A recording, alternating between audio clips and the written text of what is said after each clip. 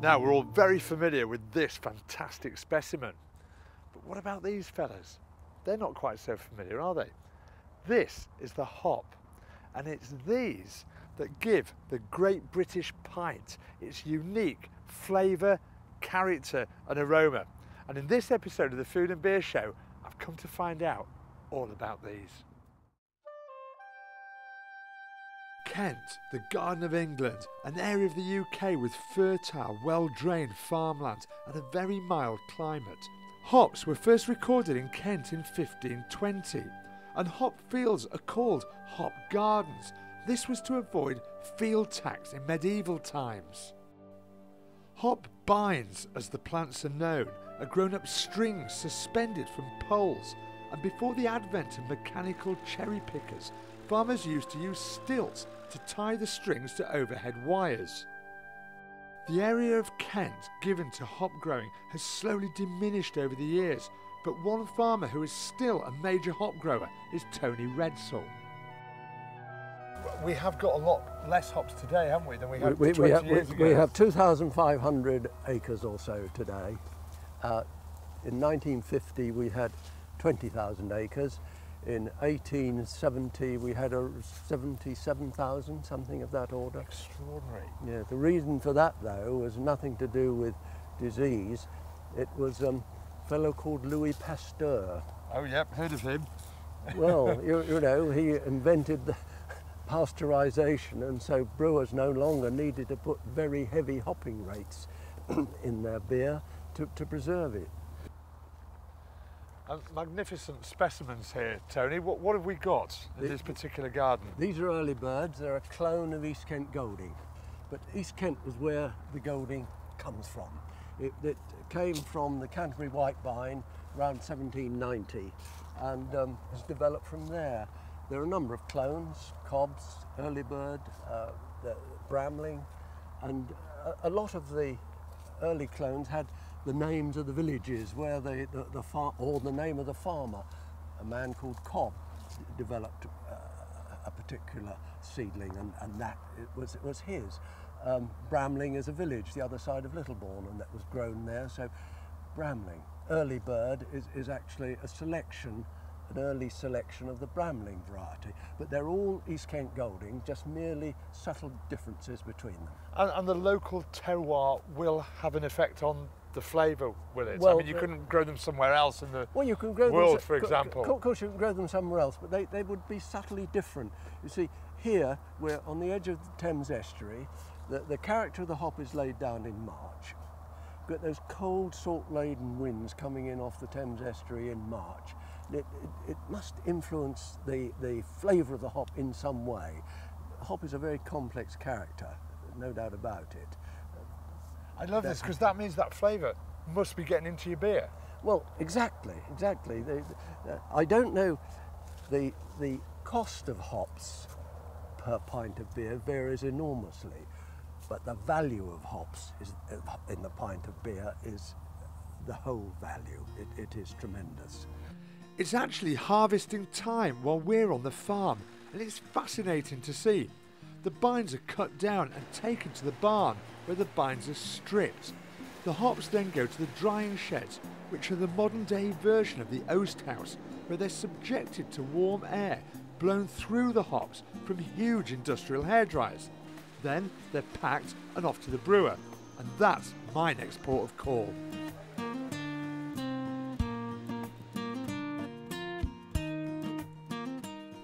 I've come to the historic market town of Faversham to visit Britain's oldest brewery, Shepherd Neame.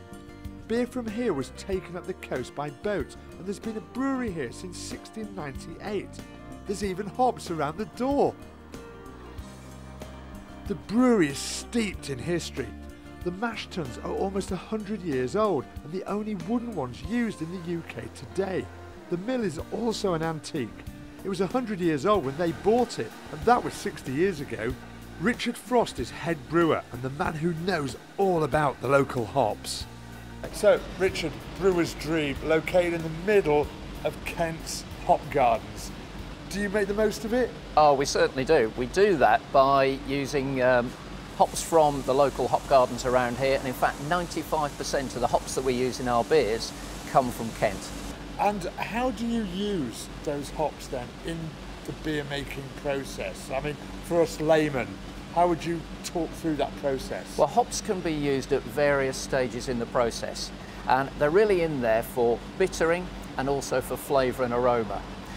We add hops at the start of the copper boil process to give bitterness.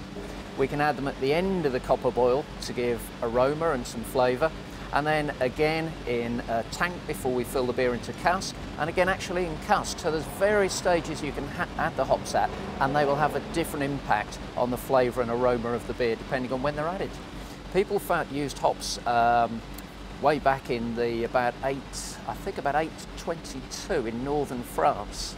There's documentary evidence of hops being used in a monastery there, and people who were brewing in those days would have found that the best way to get the bittering and flavour compounds out of the hops, to extract those, would have been to boil the hops with the wort. Now, boiling would have sterilised the wort, and then they could add their own yeast to ensure that they produce really good quality beer. So it's not only that preservative effect of hops, but I think the fact that you have to boil the wort with the hops was really instrumental in ensuring the growth of hops and changing the beer style, developing the beer styles that we now enjoy today.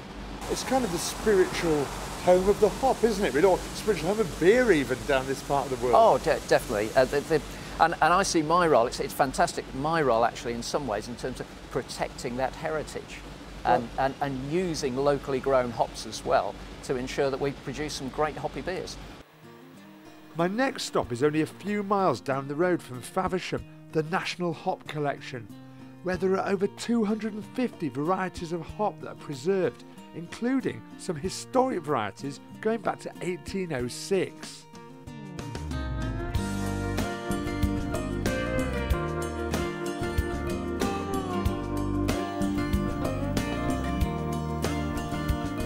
I was so intrigued by the concept of the National Hop Collection. I thought, I've got to come and check this out for myself, and this is amazing. And I reckon this is to beer lovers and brewers what the Cavern Club is to Beatles fans. The collection is run by the Hop Growers Association and curated by Dr. Peter Darby. It's an incredibly important resource, not only in its role as preserving the hop varieties, but to enable brewers to develop new varieties for both taste and resistance to pests. This is sensational. The aromas are amazing. It's literally beer on a tree. With over 300 different hop oils, the breeding programme allows brewers to develop new varieties to keep giving us new and exciting beers. The bines can grow up to 4 inches a night during their peak growing times, and they really are incredibly majestic plants, almost like a garden of triffids. Every time I have a great beer experience, it stimulates a recipe idea, and I'm delighted to say that my senses haven't let me down. This dish is sautéed lamb's kidneys with a pancetta, cream and beer sauce on fried bread. First, make the fried bread. Melt some oil and butter in a pan. Fry the bread until golden brown. Then, in a dry pan, nice and hot, fry off the pancetta and put to one side. Right, I've cooked my fried bread and I've cooked my pancetta. I'm leaving the fat from the pancetta in the pan. I've added a bit of butter and in we go with our kidneys. I've prepared those by taking the skin off, taking out the white sinew bit from the middle, otherwise they just curl up. And we're just going to cook those on a high heat until they go lovely and golden brown with, essentially, the good old Malden sea salt mixed in there with a little bit of freshly ground black pepper.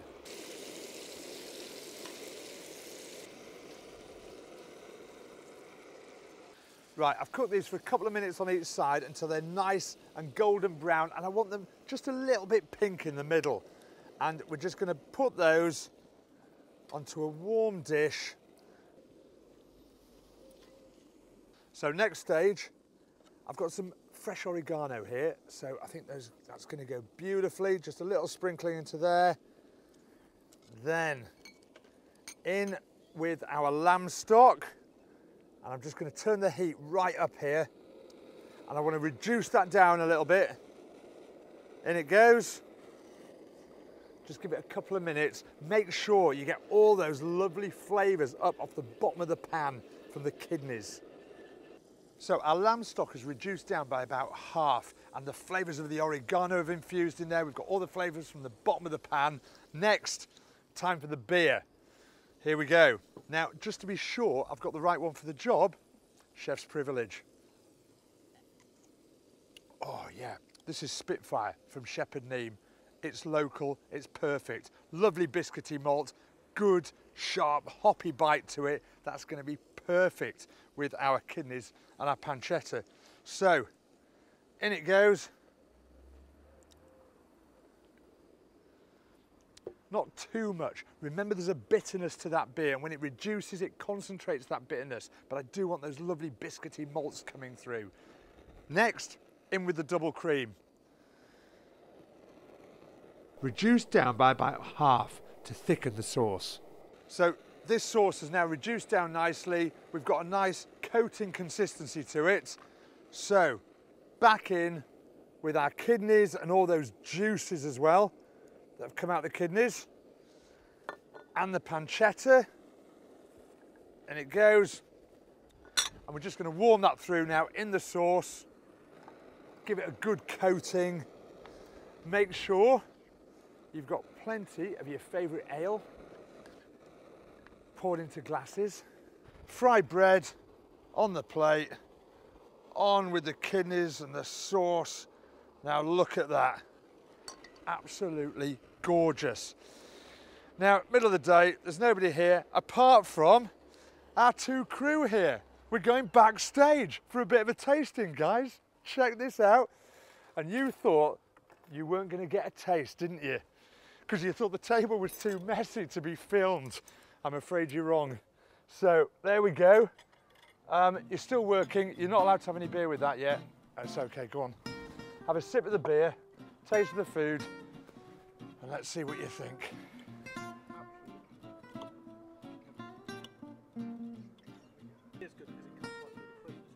I like it. Off with the headphones, Max. Yeah, lovely. We like that. Good. Well, can I take that back then?